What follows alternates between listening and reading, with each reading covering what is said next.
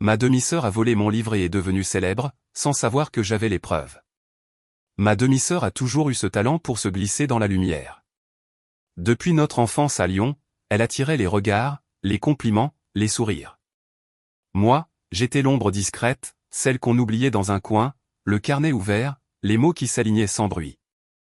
J'écrivais pour respirer, pour donner un sens à ce que je ressentais. Personne ne lisait mes histoires, sauf elle, parfois, quand la curiosité la piquait. Un jour, elle est partie à Paris, disant qu'elle voulait tenter sa chance. J'ai continué ma vie tranquille, entre mon petit emploi à la librairie et mes soirées d'écriture.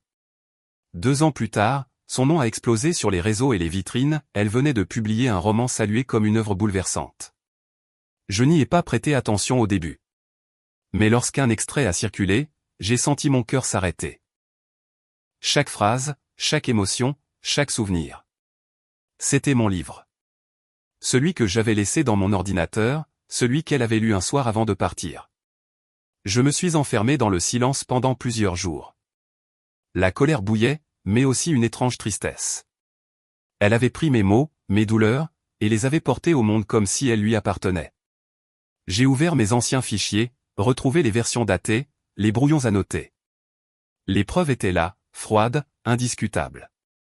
Je les regardais briller de loin, les interviews, les signatures, les plateaux télé. Elle parlait de son inspiration, de sa souffrance, et les gens l'applaudissaient.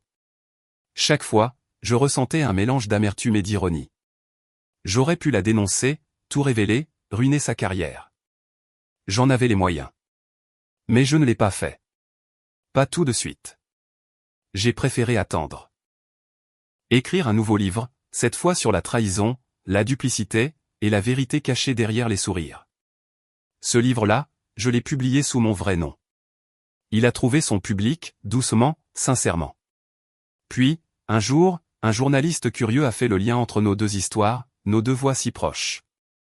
La vérité a fini par éclater sans que j'aie besoin de la prononcer. Aujourd'hui, elle évite mon regard quand nous nous croisons aux événements littéraires. Son éclat s'éternit, le mien est resté tranquille, solide. Je n'ai jamais eu besoin de vengeance. J'ai seulement laissé la vérité faire son chemin, à son rythme, comme mes mots. Parce qu'au fond, ceux qui écrivent vraiment n'ont pas besoin de voler la lumière, ils la créent.